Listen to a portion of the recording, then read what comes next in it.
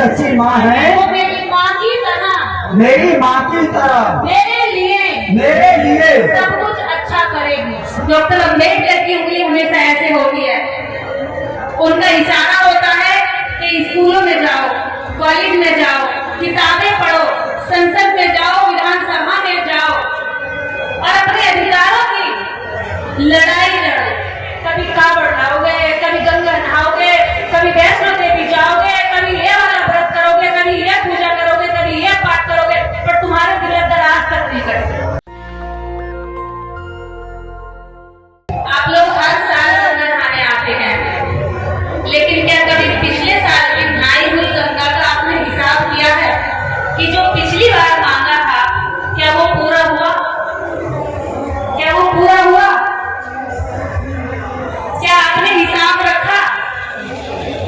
क्या गंगा नहाने के लिए बाबा साहब डॉक्टर अम्बेडकर ने अपने किसी किताब में लिख कर दिया? क्या तथागत गौतम बुद्ध ने कभी कहा कि तुम गंगा नहाने जाना? डॉक्टर अम्बेडकर की उंगली हमेशा ऐसे होती है, उनका इशारा होता है कि स्कूलों में जाओ, कॉलेज में जाओ, किताबें पढ़ो, संसद में जाओ, विधानसभा में जाओ और अपने अधिकारों की लड़ाई लड़ो। लेकिन इस समाज में इस उंगली का इशारा लगा लिया कि गंगा घाट पे जाकर के खुद ही गंदगी छोड़नी है, उसी गंदगी में खुद पड़े रहना है और खुद ही बीमार होकर अब 8 दिन तक घाट पे नहीं उतरोगे। 8 दिन तक नहीं उठाओगे यहाँ से जाके, सबकी सेहत खराब होगी। कल को देखना यहाँ से जाकर, मेरा मकसद सिर्फ आपको खुश करना नहीं है। माँ बच्चे को थप्पड़ भी मारती है और बच्चे को गुस्सा आता है, लेकिन माँ ही बच्चे को सही रास्ता भी दिखाती है क्योंकि वो उसका भला चाहती है। आपके बच्चे जिनको आप जन्म दे रहे हैं, जिनकी सलामती के लिए, जिनके अच्छे के लिए, जिनके भले के लिए आप यहाँ तक आते हैं, कष्ट उठाते हैं। क्या कभी गंगा मैया ने कहा कि तुम कष्ट उठा के मेरे पास तक आओ? क्या कभी तुम नहाते नहीं हो अपने घरों में? अपने घर की बेटियों को, अपने घर की पत्नियों को अपनी इज्जत करते हो, बंद रखते हो, पर्दे पर रखते हो और यहाँ सुबह तुम्हारी महिलाएं गीले वस्त्रों में दूसरों की आंखें सिखा रही होंगी। शर्म आनी चाहिए। और कहते हो कि तुम बहुत इज्जतदार हो। मैंने 4 साल पहले यहाँ प्रतिज्ञा दिलवाई थी, लेकिन मुझे एक चीज की खुशी में वहां से आ रही थी, तांता लगाए हर जगह टाइट ठुस आदमी भरे, लेकिन यहाँ लोगों की संख्या कम हुई है क्योंकि वहां से भीड़ को चीरते हुए आना पड़ता था। कारण यही है कि अम्बेडकरवाद का असर आप लोगों ने हमारे लोगों में जा रहा है। लोग आडंबर को छोड़ करके, अंधविश्वास को छोड़ करके किताबों की ओर बढ़ रहे हैं, अपने महापुरुषों की ओर बढ़ रहे हैं। एक आदमी को नींद में चलने की बीमारी थी और नींद से उठते वो चल दिया। पड़ोसी ने देखा कि ये अकेला कहाँ जा गया, कुछ लग रहा ढूंढने जा रहा, रात में अकेला अकेला हमें छोड़कर चल दिया। फिर 4 ने देखा, वो भी पीछे पीछे चल गई चुपचाप। 5 ने देखा, 10 ने देखा, बाहर गांव से निकलते निकलते गांव गंगा के किनारे पे था। वो बेचारा नींद में चलते चलते नदी के पास पहुंच गया और चलते चलते नदी में वो भी उतर गया। पीछे वाली भीड़ ने सोचा कि लग रहा है आज कलुआ कुछ रहस्य छुपा है या सोना गड़ा है या कोई खजाना है नदी में जो ढूंढने के लिए रात में उतरा है। और कलुआ चलते चलते ज्यादा गहराई में को चल दिया और इतनी गहराई में चल दिया कि वहीं से वो बहता चला गया।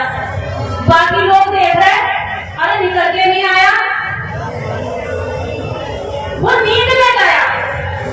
बाकी जगे हुए थे, उन्होंने सोचा कुछ खजाना था जो ये नहीं ढूंढ पाया, बेचारा अंदर ही रह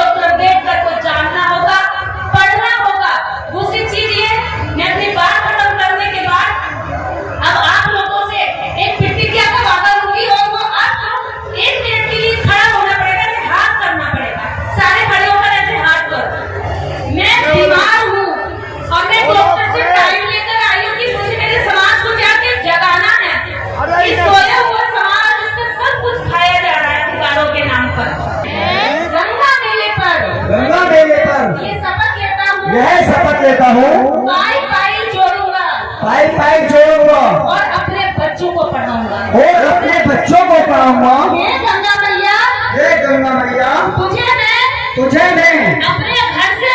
अपने घर से ही मनाऊंगा। अगर तू मेरी सच्ची माँ है, अगर तू मेरी सच्ची माँ है, तो मेरी माँ की तरह मेरी माँ की तरह मेरे लिए सब कुछ अच्छा करेगी। सब कुछ अच्छा करेगी। हे गंगा मैया, हे गंगा मैया, मैं एक शपथ और लेता हूँ। मैं एक शपथ और लेता हूँ। आज अपने जीवन में किसी भी तरह का अंधविश्वास, पाखंड तथा आडंबर नहीं करूँगा। बाबा साहब डॉक्टर अम्बेडकर को तथा अपने महापुरुषों को पढ़ूंगा और उनके बताए रास्ते पर आगे चलूंगा। भाई से ईर्ष्या नहीं, भाई से ईर्ष्या नहीं, नफरत नहीं, प्रेम करूंगा। अपने बच्चों को, अपनी पत्नी को सभी खुले में इस तरह मिलाकर अपमानित नहीं करूंगा। मैं अपने घर की इज्जत को, अपने देश की इज्जत बनाने की कोशिश करूंगा। जय भीम। एक बार और हम धन्यवाद करेंगे मदन लाल भारती जी का। नेशनल दस्तक की आपसे गुजारिश है कि अगर इसको बचाना चाहते हैं तो नेशनल दस्तक को सब्सक्राइब करने के लिए रेड कलर के सब्सक्राइब बटन को दबाएं, फिर बेल आइकन की घंटी दबाएं। नेशनल दस्तक को बचाने के लिए बहुत जरूरी है कि हर खबर को शेयर करें, लाइक करें, कमेंट जरूर करें।